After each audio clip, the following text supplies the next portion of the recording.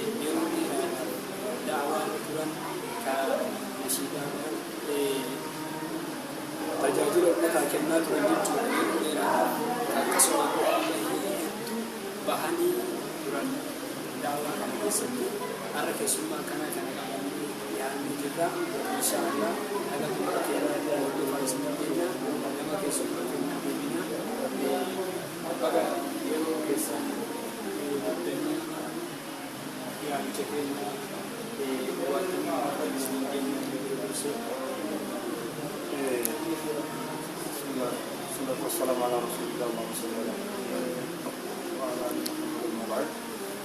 لقوا لك ما شاء الله أما تفتك ما يمكن سبب ما يقدر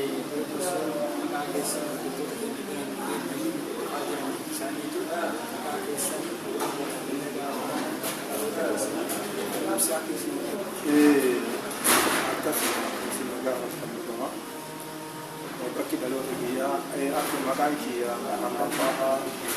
مكان شيء فاها تري يكي لوني sabro keessa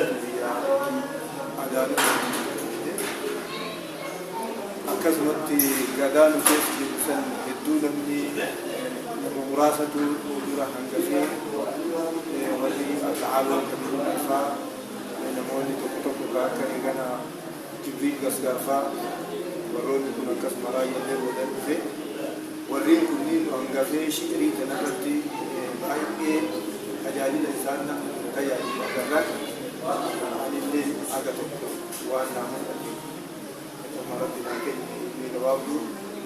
karaa eeganaanamuu akkuma warri mammaaku jedhan tagiriin haruma dandeettii isiitiin torban sanitti anillee karaa mishiirii kanaan aga tokko mee eeganaanamtee uummata keenyaa waa eeganaaraan fedhee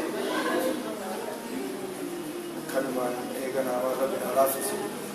shiirii tokko tokko biyyaa gadi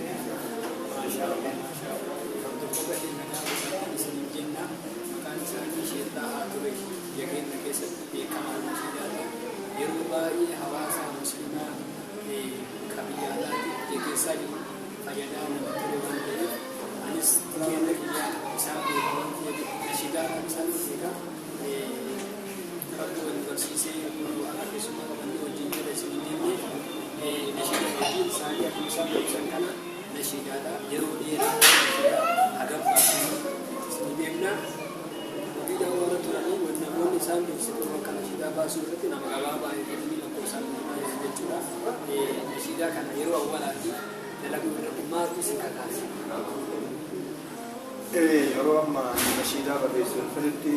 hedduun namaa baaruu yookaan sirba uumaa dhageeffata waan kana dura dhaabachuudhaaf yoo itti fuulleffanne daawaa afaanii hedduu ma'anii dhima godhanii namni uumama namaa keessa sagaleen jaalata waa dhageeffatuun uumama namaa keessa waan jiruuf karaa kanaanillee ammoo uumama akkanaa kana kennamaa namni tokko tokko rabbiin waa walitti namaa qajeelchuu shiirii sagalee haala uumuu akkasuma ammoo jechoota walitti qajeelfatuun kun uumama kiyya keessa waan jiruuf akkasuma akaakayyuu kiyya haala kiyyattu uumama akkanaa kana qabu kan marraa ka'e anamma ummaa kan keessatti agarran waan kana yoo biyya tajaajile haa ta'u biyyaati yoo waan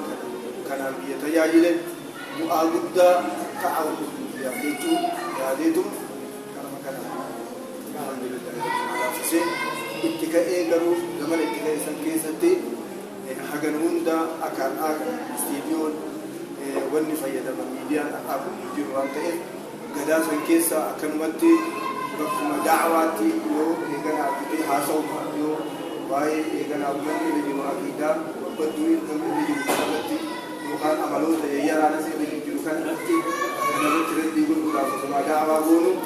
ittiin akka namni gammadu afaanuma kenna uummata irratti jedhaa turre amma alhamdulillah zamana meeshaan eeganaa dhufee kanatti miidiyaatti dhiyeessinee eeganaa argitee istiidiyoo fayyadamnee akka biyyi keenya karaa kanaan illee fayyadamu zamana gabaabaa keessatti argamuu danda'eera. Wantoota keenya hin dhageenye isaa jedhanii duraan durseeroo eegallu meeshaan ittiin dalagan waan hin jirreef sagaleemaa waraabuu jechuun nama wajjin gaawaa keenya aqiidaan warri adda addaa kan futaate aqiidaa keenya saliimaa ta'an sagalee walaloo barreessu yeedaloo itti godhuudhaan hawaasa keenya karaan sirrii kana amantaa jennee ibsaa fi tumamaa jiran isaan jechuudha. Kanaaf amma illee gaaffii takkisiif qabna nashiidaa beekamaafan isaa. Anam haga iddoo ture nashiidaa haga shanii gadhiisee jira. Jalqabni si Allah hayyu laa yamuutu abadan sabbit aqdaamanaa yaa rabbii alaa hudaa fansurnaa tajettu dargaagee aduraa jalqabee isiidha. Gana akkasuma Allahu yaa gafuuru tajettu walumaa galatti nashiidaan baay'ee alhamdulillah rabbil alaafisee haga nashiidaa shanii ummata dabarsee jira. Shan bareedan jechuudha. Yeroo dheeraa keessatti nashiidaa shan bareedanii amma hoo yeroo ammaa kana keessatti maalirra jirtan amma hoo baasaa jirtan nashiidaa barreessuu danda'u. Nashiidaa kana yeroo muraasa gara haga waggaa shanii jahaa kan dhaabbatee jira. Haa ta'u haaluma adda addaa hedduu laffiin baadiyyaa kana keessa teessumti yommuu karaasuu waan akkanaa karaa hordofuuf sababa kanaaf haalli waan naan mijanneef yeroo dheeraa fi xiqqoo gidduu bahe amma ammoo nashiidaa haala tawaa'ee ramadaanaaf illee eeganaa kakaasu akkasuma ammoo eeganaa amaloota nama kennaa kana amaloota yeeyyaraa haga tokko eeganaa xaalaa balleessuudhaaf haga tokko uummata keenyaan gargaaruu barbaadee nashiidaan ammaaf qophaa'ee uummataaf dhaamsuuf yoo rabbi fedhe inshaallah amma gadhiisaa dalagamtee jirti yuutuub irratti haga tokko baasee gadhiisuuf amma namoota kanaaf itti yaalee jira inshaallah jechuudha qabsaa inshaallah. Nashiidaa as dura shan baasee eegas gara waggaa shanii addaan ture rakkina adda addaatu iddoo kanaan nashiidaa tajaajilatan kuttan maaltu isin kaasee isin deebisu waggaa shan jechuun yeroo dheeraadhaan eegataan turtan hamilee maaltu itti malee yookaan maal godhanii maaliif as deebisan ammaa itti deebitan. Wanni itti deebisi haga tokko namni waan kana namni waan irra jire daawaan karaa kana as durallee qaayina argatee jira waan ta'eef amma ammoo yeroo fataraa haga tokko miidiyaa fi waan garagaraa tolfate kana keessatti eegaa rabbi umurii keenya asii ka'ee nu ta'e itti fayyadamuun nu barbaachisa waan ta'eef kanumaan haga tokko inshaallah yoo rabbi fedhee duratti illee waan babbareedu uummata qopheessee waan gaarii waan uummanni keenya kana amaloota isaa keessaa waan barumsa irratti uummata keenya kana kakaasu akka barumsa diinaa barumsa diinagdee namni keenya baratuuf waan uummata kana karaa kana irratti kakaasu uummataa qooduu hamilee barsiifata ta'ee yeroo bu'aa galeessaa waan argeen har'a ammoo waan dursan irraa milkaa'ina na argata jedhee yaadii itti ga'e.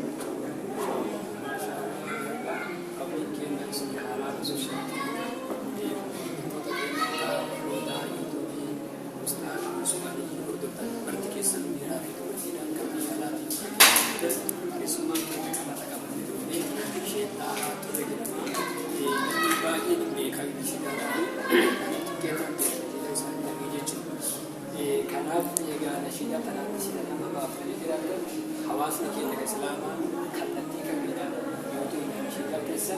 qabuu danda'a. Hawaasni eeguu qabu dhaggeeffatuudhaaf kan dhaggeeffataa jira addisii kana hoo karaa kamii argatuu danda'a hawaasni keenya musliimaa. Akkasuma gaafii gaarii na gaafattanii turee jettanii wayitaa barreessitan isinii dhufuu danda'a karaa salphaan jedhee. Hordoftoota keenyaa warroonni hordofaa jirtan jechuun isaanii akkuma isaan jedhansanii yeroo ammaa kanatti isaan yuutuubii baratanii chaanaala qaban waan ta'aniif nashiidaa isaanii sheedhaa turee jettanii yuutuubii isaanii irratti argatuu dandeettan. Yuutuubiin isaanii ammoo maqaan guutuun isaa akkuma kun irratti argan kana fuularratti isinii baafnee akkuma isinii mul'ataa jiru kana waan ta'eef achi keessa argatanii jajjabeessuu qabdanii daa'ii keenya munaasaba keenya ustaana keenya jabaa sheek Bahaa Tureeti. Kanaafuu yeroo isinii kennu isinillee yeroo irratti argamuu keessaniif galatoomaa isinii jenna. Hawaasa keenyaaf waan ammayyuu qabaatan saaxiin keenya kanuma hawaasni guddaa waliin waliin dhaabnu nashiidaan abbaa rabbi dandeessiseef nama tokko akka tasaa ta'ee rabbiin keenya nama tokko bira buusa. Wanni hawaasa keenyaaf barbaadamu immoo barumsa. Nashiidaanis bareeduun wanni martuu daawwaan namarraa toluun yoo barumsi argame isa gaarii ta'a. Yeroo kanatti wanni nu barbaachisu guddisee nashiidaa illee abbaan rabbiin laaffiseef akka eeganaa waa hedduuf argitanii barbaachifti. Haa ta'u immoo namni keenya guddaan yaada isaa gama barumsaa osoo yaadee waan jedhisan hordoftoota keenya isaanii akkana fakkaata.